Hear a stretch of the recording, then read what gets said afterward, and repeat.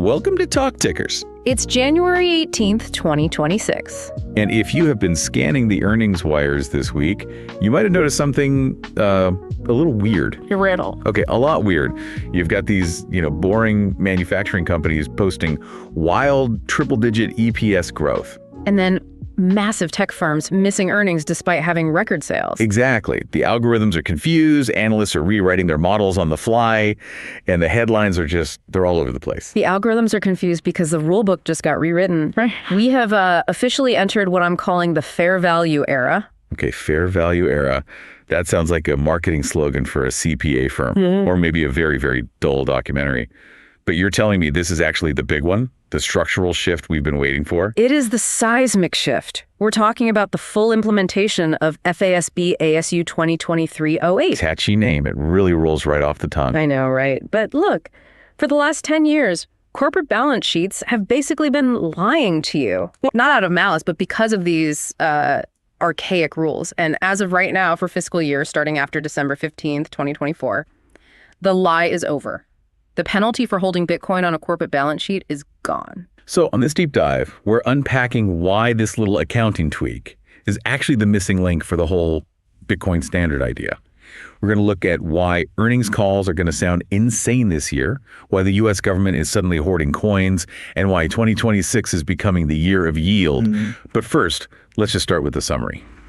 What is the big picture here? The big picture is that U.S. companies can now report their crypto holdings at current market prices. Simple as that. If Bitcoin goes up, their earnings go up. And that changes the incentive structure for every CFO in the country. For everyone. It's turned corporate treasuries from these passive vaults into active profit centers, and it's driving a scarcity shock that's forcing even sovereign nations to change their entire strategy. All right, let's get into the weeds. We've been waiting for this fair value standard for a long time. Why was the old way, the costless impairment model, such a disaster? It was a disaster. Give me the napkin math, because I think a lot of people's eyes just glaze over when they hear accounting standards. It sounds dry, I know, but the impact was brutal. Picture this. You're the CFO of a mid-sized tech company. It's 2023. You decide to put $100 million into Bitcoin as a reserve asset when it's trading at, say, $50,000. Okay, bold move. I'm hedging against inflation. Smart. Right. Now, let's say the next day, Bitcoin flashes down to 49,000 for like 10 minutes, then bounces right back to 50. Under the old rules, you have to write down that asset. Right. You take an impairment loss on your earnings statement. Immediately, you effectively have to tell your shareholders, we lost money. Even though I didn't sell, and the price is already back up. Even though you didn't sell. But here's the part that made CFOs just pull their hair out. Let's say a year later, Bitcoin goes to 100,000. Your 100 million investment is now worth 200 million. What does your balance sheet say? Common sense says it shows 200 million. And common sense would be wrong. The old rules said you were stuck at the lowest point the asset ever touched since you bought it. Your books say you hold $98 million, even though you have 200 million in the bank. That is insane. It effectively creates a lie on the balance sheet. It makes the company look poorer than it actually is. It punished holding. It made companies like MicroStrategy, or Strategy, as traders call it, look like they had terrible price-to-earnings ratios because their earnings were artificially depressed by these paper losses. Well, I didn't know. But now, FASB 2023-08 fixes it. You mark to market. If Bitcoin goes up, your net income goes up. So the handcuffs are off. But isn't that a double-edged sword? I mean, we love it when numbers go up, but if Bitcoin tanks in Q3, doesn't that just blow up the company's earnings report? It absolutely does. And that is the friction point for 2026. We're going to see massive volatility in earnings per share, in EPS. You're going to have to learn to read the footnotes, or you are going to get wrecked trading these stocks. Because an algorithm reading the headline number sees EPS down 50% and just dumps the stock. Exactly. Not realizing the core business of selling software or widgets is fine.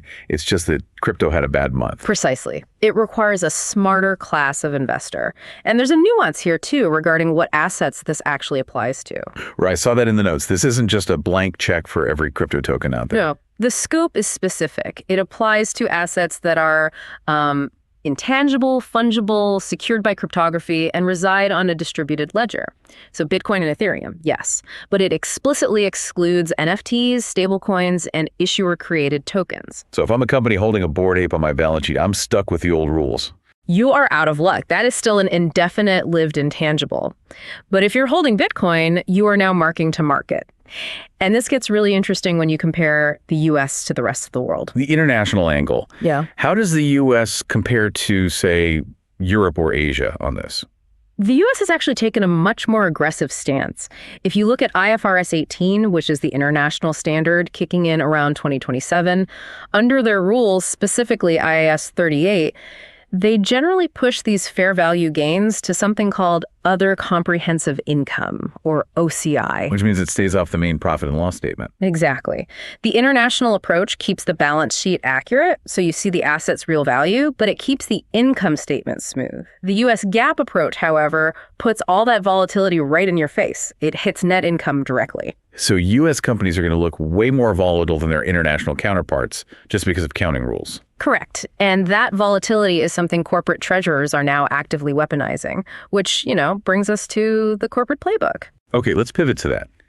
We have seen the strategy model issuing debt to buy Bitcoin become a dominant theme. Yeah. But now that the accounting supports it, are we seeing this model franchised? It has gone viral. You're seeing it with MetaPlanet in Tokyo, Semler Scientific, 21. They are treating their equity as a product. Unpack that phrase for me. Equity as a product.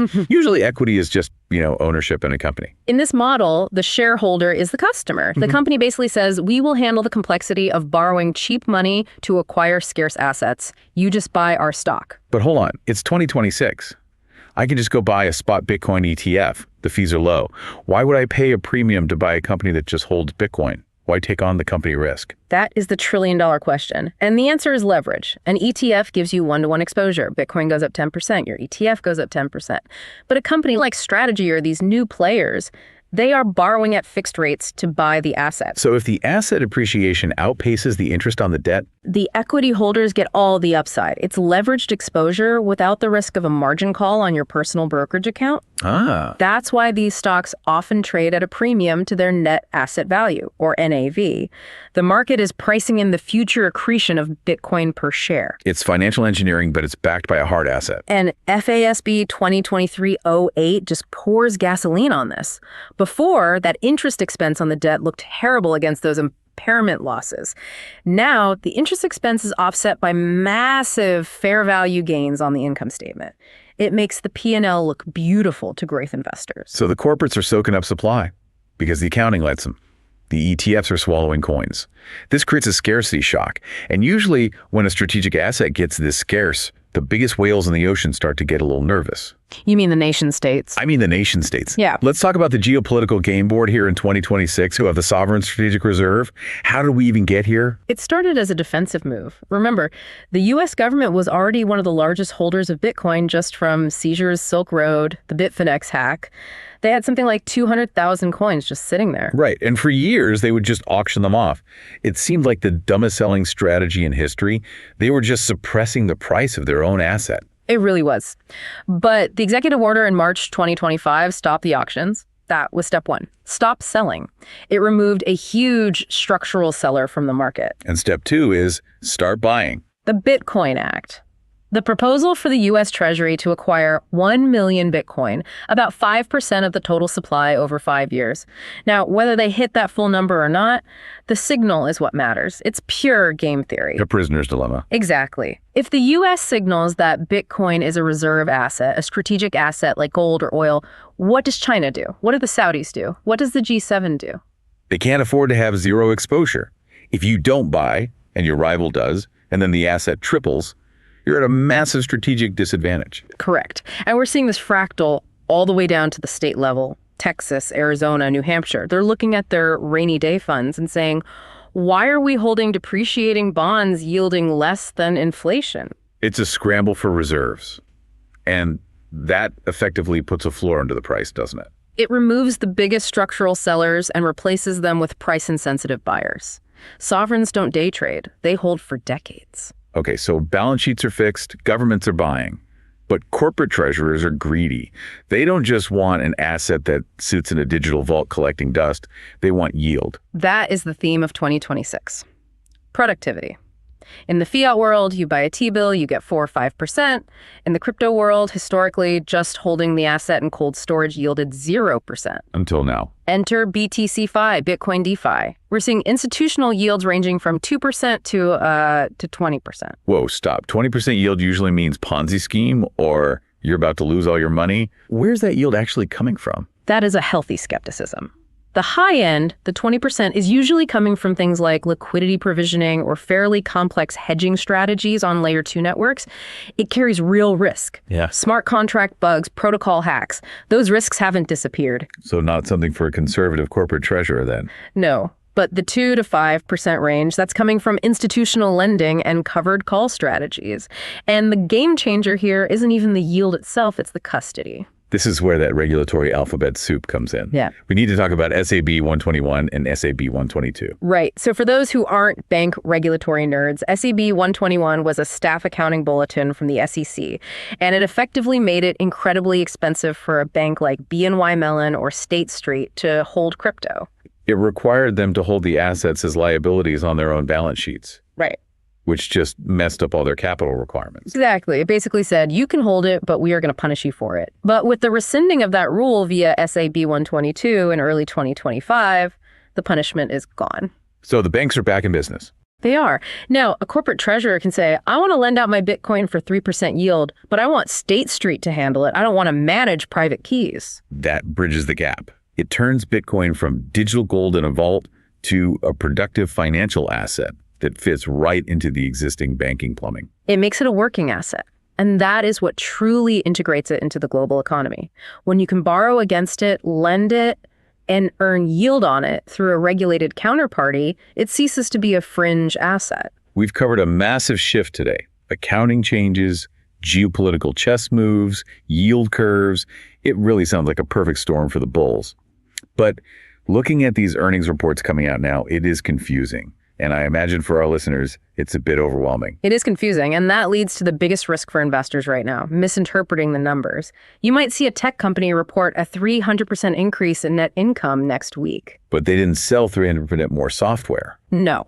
Bitcoin went up 30% that quarter. If you're an investor, you have to strip that out to understand the health of the actual business.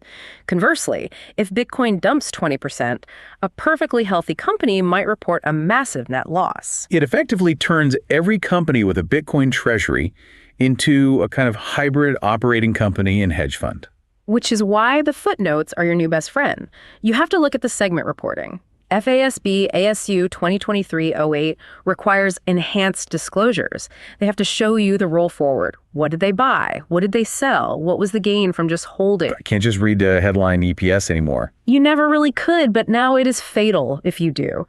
You have to distinguish between operating earnings, selling the widget, and investment earnings, the price swings of the treasury asset. We should probably touch on the mining sector too, quickly. How does this impact them? Oh, it's huge for miners. They used to be hit hardest by the impairment rules because they are constantly generating the asset.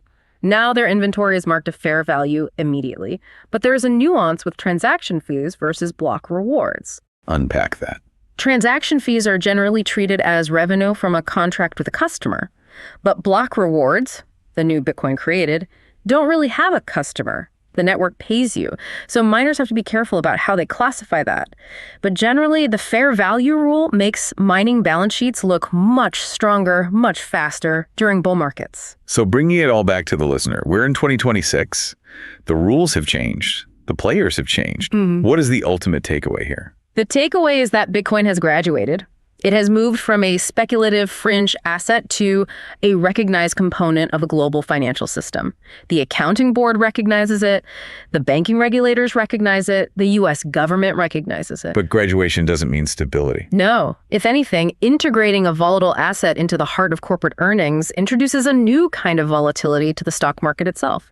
We might start seeing correlations where a drop in crypto prices drags down the S&P 500 simply because so many S&P companies now hold it on their balance sheets. That is a wild thought.